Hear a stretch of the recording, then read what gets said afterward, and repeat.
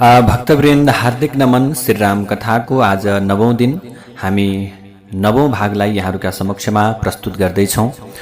भक्तवृन्द, यहाँहरूलाई वाल्मीकि रामायण श्रीराम कथा यो कस्तो लागिरहेको छ कृपया यहाँहरूले कमेन्ट बक्समा कमेन्ट गर्नुहोला र कार्यक्रम यहाँहरूले कुन ठाउँबाट नियमित रूपमा सुन्दै हुनुहुन्छ हेर्दै हुनुहुन्छ कृपया कमेन्ट बक्समा कमेन्ट पनि गर्नुहोला र कार्यक्रमका विषयमा कुनै सल्लाह सुझाव जिज्ञासा र प्रतिक्रियाहरू छन् भने पनि यहाँहरूले कृपया कमेन्ट बक्समा गएर लेख्न सक्नुहुनेछ। आउनुहोस् आजको कथालाई पनि प्रारम्भ गरौँ। सबैभन्दा पहिले भगवानलाई स्मरण गरौँ, भगवान रामचन्द्रलाई स्मरण गरौँ। तत्पश्चात हामी कथाका प्रसङ्गहरूलाई अगाडि बढाउनेछौँ। हरे श्री राम राम रघुनन्दन राम राम, श्री राम राम भरताग्रज राम राम, श्री राम राम रणकर्कश राम राम, श्री राम राम शरणं भव राम राम। यसरी सगर राजाको मृत्यु भइसकेपछि प्रजाहरूले ज्यादै धर्मात्मा अंशुमानलाई राजा बनाउने चाहना व्यक्त गरे। ती अंशुमान धेरै प्रतापी राजा भई उनका पुत्रको नाम दिलीप थियो तथा उनी पनि महान पुरुष थिए। अंशुमान दिलीपलाई राज्याभिषेक गरिदिएर हिमालय पर्वतमा गएर तपस्या गर्न थाले। ती अंशुमानले त्यहाँ बसेर 32,000 वर्ष तपस्या गरे। यसरी तपस्याका धनी भएका ती राजा त्यही आफ्नो शरीरलाई परित्याग गरे र स्वर्ग लोक गए। आफ्नो हजुरबुबाको मृत्यु भएको कुरा सुनेर दिलीप ज्यादै दुखी भइरहन्थे। आफ्नो बुद्धिले अनेकौं सोच विचार गर्दा पनि उनी निश्चयमा पुग्न सकेनन्। उनले मनमा नै विचार गर्दछन्, अब कसो गरेर सधैँ पृथ्वीमा गंगा ल्याउन कसरी सम्भव होला? यसरी गंगा जलले तिनीहरूलाई जलाञ्जली कसरी दिने होला र कसरी मैले आफ्ना ती पितृहरूको पूर्वजहरूको उद्धार गर्न सकुला भन्ने चिन्तामा डुबिरहेका हुन्थे। यसरी प्रत्येक दिन चिन्ता गरिरहने राजाका भगीरथ नाम भएका ज्यादै धर्मात्मा सन्तान छोरा थिए। राजा दिलीपले धेरै यज्ञहरूको अनुष्ठान तथा 30,000 वर्ष राज्य गरे। ती पितृहरूको उद्धार गर्ने विषयका कुनै निश्चयमा नपुग्दै, कुनै त्यो पितृहरूलाई कसरी उद्धार गर्ने त्यो विषयमा निश्चयमा नपुग्दै राजा दिलीप रोगले पीडित भएकाले उनको मृत्यु भयो। राजा दिलीपले आफ्नो छोरा आफ्नो पुत्र भगीरथलाई राज्य सुम्पिएर राजा दिलीप आफूले गरेको पुण्यका प्रभावले इन्द्रको लोकतर्फ गए। राजा भगीरथका भने कुनै पनि सन्तान थिएनन्।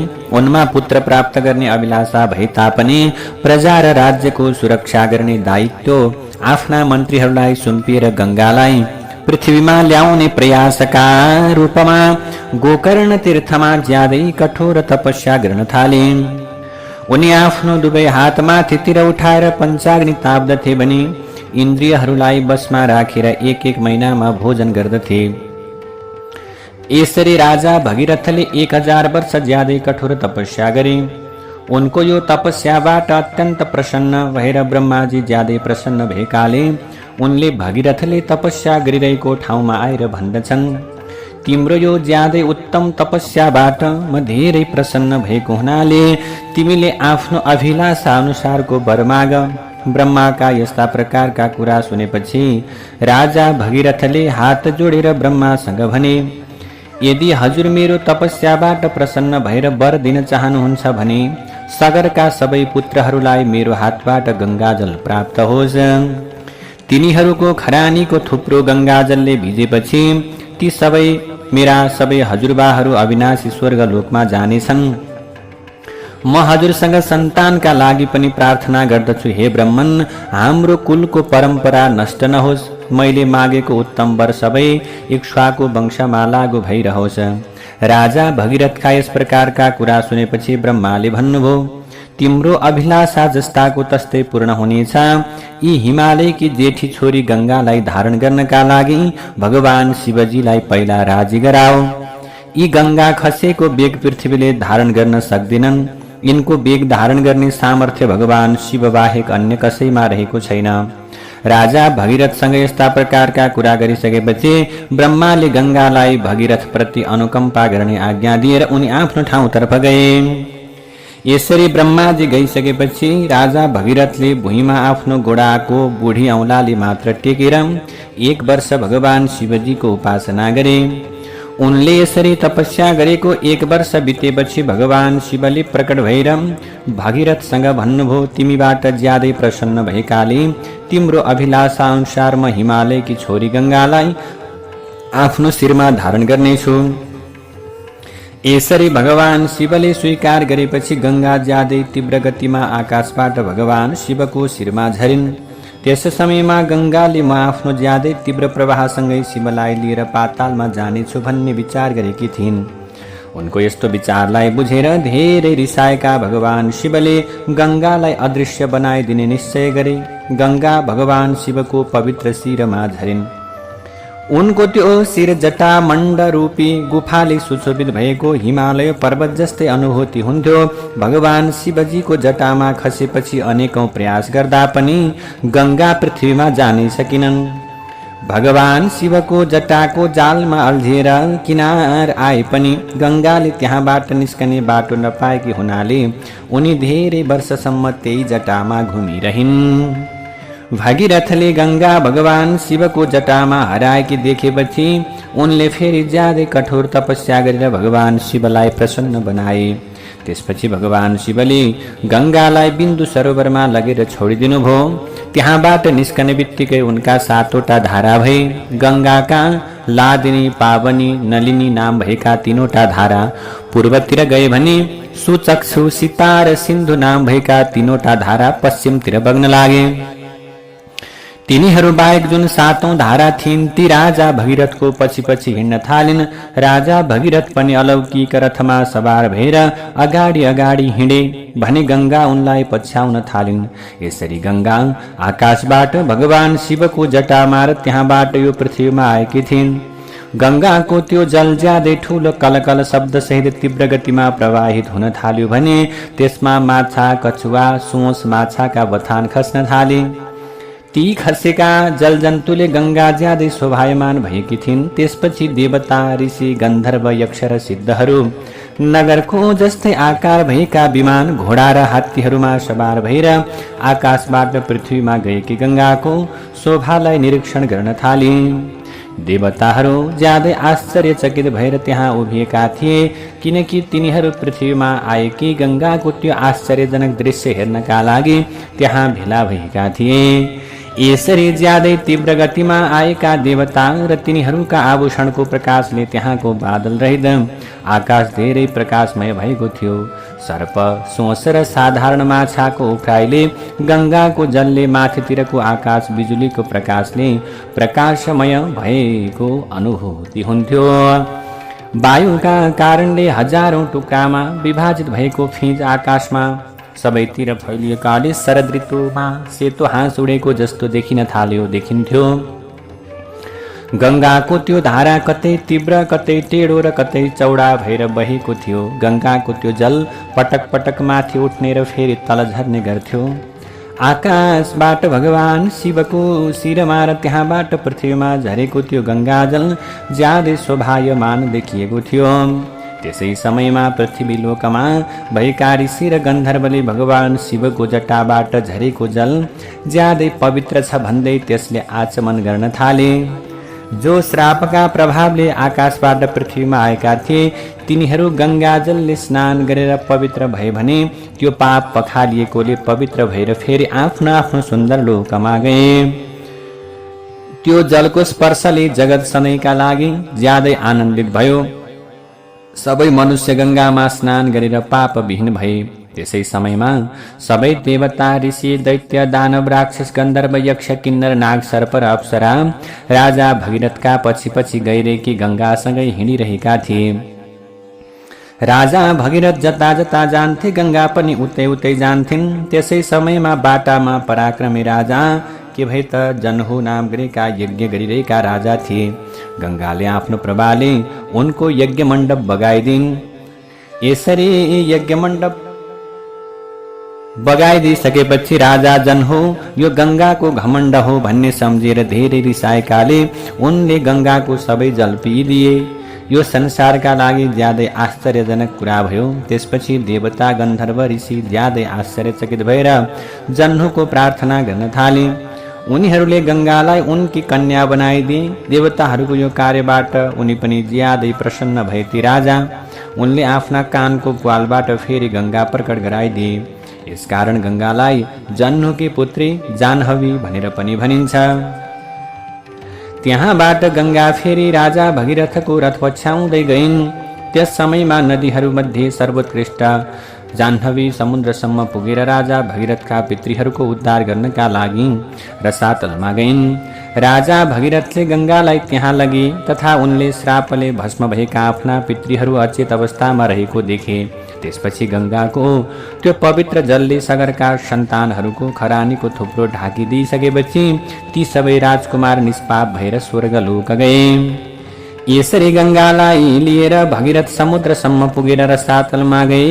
त्यो खरानीको थुप्रो गंगाजलले ढाकिएपछि ब्रह्माले त्यहाँ आएर राजासँग भन्नुभयो, तिमीले राजा सगरका 60,000 पुत्रको उद्धार गरिदिएकाले अब तिनीहरू देवताहरू जस्तै गरेर स्वर्गलोकमा गए। यो संसारमा जुन समयसम्म सागरको जल रहन्छ, जुन समयसम्म सागरमा जल रहन्छ, त्यसै समयसम्म सगरका पुत्र देवता जस्तै गरेर स्वर्गलोकमा बस्ने छन्।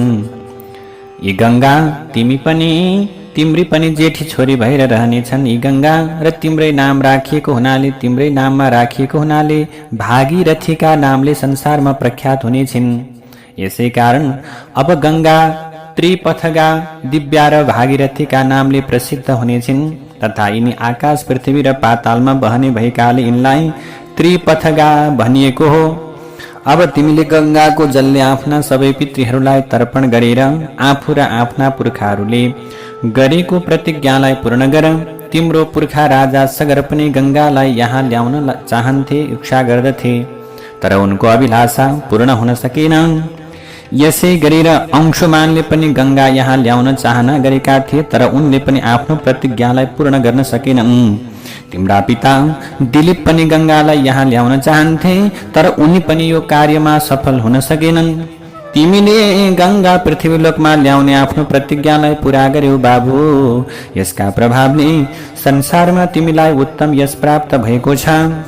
तिमीले गंगालाई पृथ्वीमा ल्याउने कार्य पूरा गरेर ब्रह्मलोकमा जाने अधिकार प्राप्त गरेका छौ बाबु। यी गंगाको जल सधैँ स्नान गर्नका निम्ति योग्य भएकाले तिमीले पनि यसमा स्नान गरेर नुहाई धुवाई गरेर पुण्य प्राप्त गर। पापहरू पखाल तिमी आफ्ना सबै पितृहरूलाई तर्पण देऊ बाबु। अब म आफ्नो लोकमा जान्छु भनेर तिमी पनि आफ्नो राजधानी तर्फ जाऊ। राजा भगीरथसँग यस्ता प्रकारका कुरा गरेपछि ब्रह्माजी आफ्नो लोकतर्फ जानुभयो भने भगीरथ नाम गरेका राजा पनि गंगाजलले सिलसिलाबद्ध रूपमा राजा सगरका सन्तानहरूलाई, पुत्रहरूलाई तर्पण गरेपछि आफ्नो नगरमा गएर राज्य गर्न थाले। आफ्नो राजा फेरि आएका देखेर प्रजाहरू ज्यादै प्रसन्न भए। मैले तिमीहरूलाई गंगाको कथा विस्तारमा बताएँ।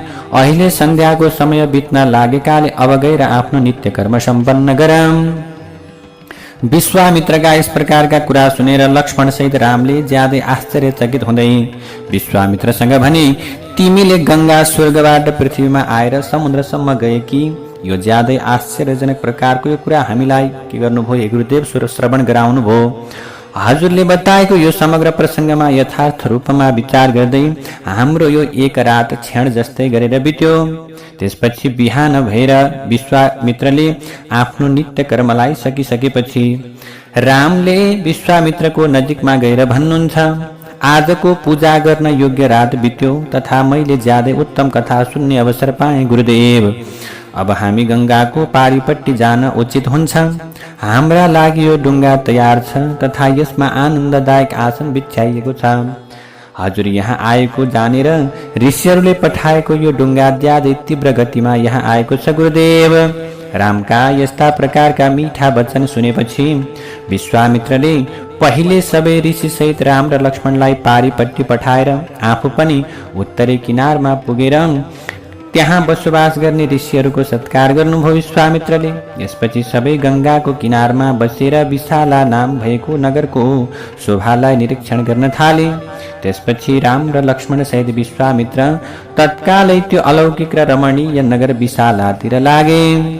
त्यसै समयमा रामले विश्वामित्रसँग त्यो नगरका विषयमा सोध्ने सिलसिलामा भन्नुहुन्छ, गुरुदेव, मलाई यो विशाला नाम भएको नगरमा राज्य गर्ने राजवंशका विषयमा यथार्थ रूपमा बताइदिनुहोस्। रामका यस्ता प्रकारका कुरा सुनेपछि विश्वामित्रले विशाला नगरको पुरानो इतिहास बताउने सिलसिलामा भन्नुभयो। सत्ययुगमा दितिका पुत्र दैत्य ज्यादै बलवान थिए भने अदितिका पुत्र देवता पनि त्यस्तै धेरै शक्तिशाली थिए। ती दैत्य र देवताहरूको मनमा हामी कसरी अमर र निरोगी हुने भन्ने विचार उत्पन्न भयो। यस प्रकारको विचार गरिरहेका ती देवता र दैत्यहरू क्षीर सागर मन्थन गर्दा त्यसबाट निश्चित रूपमा अमृत निस्किने निश्चयमा पुगे। यसरी समुद्र मन्थन गर्ने निर्णयमा पुगेका ती अतुलनीय तेजस्वी देवता र दैत्यहरूले वासुकी नागलाई नेति र मन्दराचल पर्वतलाई मदानी बनाएर क्षीर सागर मथ्न थाले। यसरी मन्थन गरेको 1000 वर्ष बितेपछि नेति बनेका वासुकीका अनेकौं मुख हलाहल विष ओकल्दै मन्दराचल पर्वतमा ढुङ्गा डस्न थाले। काले त्यहाँ अग्नि जस्तै दहन शक्ति भएको हलाहल नभएको ज्यादै डरलाग्दो विष माथि आयो। उसले देवता, असुर र मनुष्य सहित समग्र जगत भस्म गराउन थाल्यो।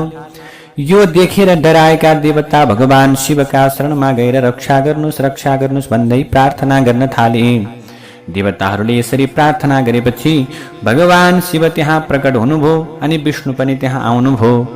विष्णुले भगवान शिवजीसँग भन्नुभयो, देवताहरूले समुद्र मन्थन गर्दा सबैभन्दा पहिले जुन वस्तु निस्किएको छ त्यो हजुरको भाग भएकाले यसलाई स्वीकार गर्नुहोस् प्रभु। भगवान शिवसँग यस प्रकारका कुरा गरेपछि विष्णु त्यही अन्तर्ध्यान हुनुभयो भने देवताहरू धेरै डराएका देखेर तथा विष्णुले पहिले बताएका ती प्रकारका कुरालाई सुनेर भगवान शिवले त्यो ज्यादै डरलाग्दो हलाहल विषलाई अमृत सम्झेर आफ्नो घाँटीमा धारण गरेर देवताहरूलाई बिदा दिएर कैलाश पर्वत तर्फ जानुभयो। त्यसपछि देवता र असुर मिलेर क्षीर सागर मथ्न थाले। त्यस समयमा मदानी बनेका मन्दराचल पर्वत पातालमा गएको देखेपछि देवता र गन्धर्वले पुनः भगवान विष्णुको प्रार्थना गर्दै भने, हजुर सबै प्राणीका गति हुनुहुन्छ भने देवताहरूको मुख्य आधार पनि हजुर नै हुनुहुन्छ हे भगवान विष्णु। यसकारण हजुरले हाम्रो रक्षा गर्नुहोस् भन्दै यो पर्वतलाई माथि उठाइदिनुहोस् भनेर बारम्बार प्रार्थना गरे। देवताहरूका यस प्रकारका बिन्ती सुनेपछि भगवान विष्णुले कछुवाको रूपलाई धारण गरेर त्यो पर्वतलाई आफ्नो पिठ्यौमा राखेर त्यही समुद्रभित्र शयन गर्नुभयो। यसपछि विष्णु त्यो पर्वतको चुचुरोलाई आफ्नो हातले समाएर देवताहरूसँगै आफू पनि समुद्र मन्थन गर्न लाग्नुभयो। दिव्य त्यसको 1000 वर्ष बितेपछि क्षीर सागरबाट एउटा हातका दण्ड तथा अर्को हातमा कमण्डलु लिएका, एउटामा दण्ड अर्कोमा कमण्डलु लिएका एउटा आयुर्वेदमय धर्मात्मा पुरुष प्रकट भए। उनको नाम धन्वन्तरी हो। उनको नाम धन्वन्तरी थियो। धन्वन्तरी भगवानको जय जयकार हुन थाल्यो। वहाँ प्रकट भएपछि समुद्रबाट ज्यादै सुन्दर कान्ति सम्पन्न धेरै अप्सराहरू प्रकट भए। यसरी मन्थन गर्नाले जलमा त्यसको रसबाट ती सुन्दर स्त्रीहरू उत्पन्न भएका हुनाले तिनीहरूलाई अप भनेको जल, त्यहाँबाट उत्पन्न भएको हुनाले अप्सरा भनिएको हो। ती ज्यादै सुन्दर कान्ति सम्पन्न अप्सराहरूको संख्या 60 करोड थियो। उनीहरूका सेविकाहरूको कुनै गणना नै थिएन, किनकि तिनीहरू असंख्य थिए। ती अप्सराहरूलाई देवता र दानव कसैले पनि आफ्नी पत्नीका रूपमा स्वीकार गर्न नसकेकाले तिनीहरूलाई साधारण मानिन्छ। त्यसपछि वरुणकी कन्या वारुणी प्रकट भएर आफूलाई स्वीकार गर्ने पुरुषको खोज गर्न थालिन्। दैत्यहरूले ती वरुणकी कन्या सुरालाई स्वीकार नगरे तापनि देवताहरूले उनलाई स्वीकार गरे। यसरी सुरारहित भएकाले दैत्यहरूलाई असुर भनिएको हो। भने सुरा सेवन अथवा त्यो सुरा सुन्दर प्रकारको वस्तुलाई लिएको हुनाले देवताहरूलाई सुर भनिएको हो। यसरी बारुनीलाई स्वीकार गरेपछि देवताहरू ज्यादै आनन्दित भए। त्यसपछि उच्च श्रवा कौस्तुभ मणि र ज्यादै उत्तम अमृत प्रकट भए। त्यो अमृतका लागि देवता र असुरहरूको कुलको ठूलो संहार भयो, झगडा भयो। त्यसै समयमा अदिति र दितिका पुत्रहरूका बीचमा ठूलो युद्ध हुन थाल्यो। त्यसै समयमा सबै राक्षसहरू एक भएर देवताहरूसँग ज्यादै डरलाग्दो युद्ध गर्न थालेकाले तीनवटै लोक मोहित भएका थिए प्रभु। जुन समयमा देवता र असुरहरूको समूह सकिन लागेको अवस्थामा विष्णुले मोहिनी मायाको आश्रय लिएर तत्कालै अमृत अपहरण गर्नुभयो। जुन दैत्य जबरजस्ती अमृत खोज्न विष्णुका अगाडि आए तिनको विष्णुले युद्धमा वध गरिदिनुभयो। देवता र दैत्यहरूको त्यो डरलाग्दो युद्धमा अदितिका पुत्रहरूले दितिका पुत्रहरूको विशेष संहार गरे। यसरी दैत्यहरूको वध गरेपछि तीनवटै लोकको राज्य पाएकाले इन्द्र ज्यादै प्रसन्न हुनुभयो भने ऋषि र सबै चारणहरू सहित लोकहरूमा शासन गर्न थाले। आफ्ना पुत्रहरूको वध भएकाले ज्यादै दुखी भएकी दितिले आफ्नो पति कश्यपको नजिकमा गएर भन्दछिन्, हजुरका ज्यादै शक्तिशाली पुत्र देवताहरूले मेरा पुत्रहरूको वध गरिदिएका हुनाले म धेरै लामो समयसम्मको तपस्याको बलबाट अब इन्द्रको पनि वध गर्न सक्ने पुत्र प्राप्त गर्न चाहन्छु भगवान। यसकारण मलाई तपस्या गर्ने आज्ञा दिएर मेरो गर्भमा सबै कार्य गर्न सक्षम र इन्द्रको वध गर्न सक्ने त्यो शक्ति सामर्थ्य भएको पुत्र स्थापना गरिदिनुहोस् मेरो पतिदेव। उनका यस प्रकारका कुरा सुनिसके पछाडि अब कश्यपले दितिसँग भन्दछन्, तिमीले शुद्ध आचरणको पालन गर। तिमीले युद्धमा इन्द्रको वध गर्न सक्ने पुत्र प्राप्त अवश्य गर्नेछौ। यदि तिमी 1000 वर्षसम्म पवित्र भएर बस्न सक्यौ भने तिमीले मबाट इन्द्रको वध गर्न सक्ने पुत्र प्राप्त गर्नेछौ। हे पत्नी, यस प्रकारका कुरा गरेपछि कश्यपले दितिको शरीर हातले छुँदै भन्नुभयो, तिम्रो कल्याण होस् भनेर अब यस्ता प्रकारले उनी तपस्या गर्नका निम्ति प्रस्थान गरे। उनी गएपछि दिति ज्यादै हर्षित हुँदै कुशप्लव नाम भएको वनमा गएर कठोर तपस्या गर्न थालिन्। यसरी दितिले गएपछि दिति ज्यादै हर्षित हुँदै कुशप्लव नाम भएको त्यो ठाउँमा तपस्या गरेको समयमा इन्द्रले सबै सद्गुण सम्पन्न भएर उनको सेवा गर्न थाले प्रभु। त्यसै समयमा इन्द्र आफ्नी सानिमाका लागि अग्नि, कुश, दाउरा, जल, फल, कन्दमूल अन्य प्रकारका अभिलाषा अनुसारका वस्तु ल्याएर दिन्थे। इन्द्रले आमाको सानिमाको सेवा गर्न थाले। इन्द्र सानिमाको शारीरिक सेवा गर्ने सिलसिलामा उनलाई अत्यन्त सेवा गर्थे। यस प्रकारले अन्य ज्यादै आवश्यकीय सेवा दिएर दितिको अत्यन्त सुरक्षा गर्थे।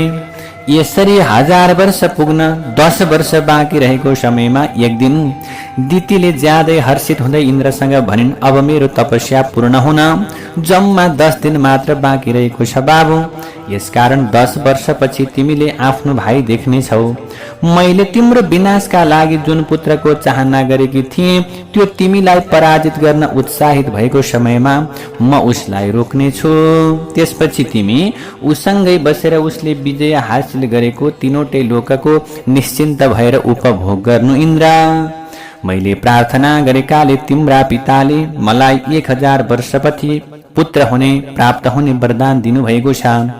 यस प्रकारका कुरा गरिसकेपछि दिति निद्राले अचेत भइन्। त्यसै समयमा दिनको मध्याह्नको समय थियो प्रभु। अब दिउँसोमा निदाउन नहुने व्रतको नियम थियो। दिति आसनमा बसी बसी निदाएकी हुनाले उनको शिर झुकेकाले कपाल पैतालासम्म पुग्यो। यसरी निन्द्रामा उनले गोडालाई सिरान बनाइन्। उनले आफ्नो कपाल गोडामा राखेकी हुनाले शिर अड्याउने आधार सिराने गोडालाई बनाएकी थिइन्। यसरी दिति अपवित्र भएकी देखेर इन्द्र ज्यादै हर्षित हुँदै हाँस्न थाले। यसपछि इन्द्रले दितिको गर्भमा प्रवेश गरेर त्यसमा भएको गर्भलाई 7 टुक्रा बनाइदिए। उनले यसरी वज्रले प्रहार गर्दा त्यो गर्भमा भएको बालक ठुलो ठुलो आवाजमा रुन थालेकी देखेर दिति बिउजिएर उठेर बसिन्। त्यसपछि इन्द्रले त्यो गर्भमा भएको बालकलाई भने, नरो नरो। तर इन्द्रले रोइरहेको त्यो गर्भलाई 7 टुक्रा बनाइदिए। त्यस समयमा दितिले भनिन्, बालकको वध नगर। दितिको कुरा स्वीकार गरेर इन्द्र अनायास रूपमा गर्भबाट निस्किएर वज्रसहितका इन्द्रले हात जोडेर दितीसँग भने, हजुरको शिरको कपाल घोडामा परेको थियो माताजी।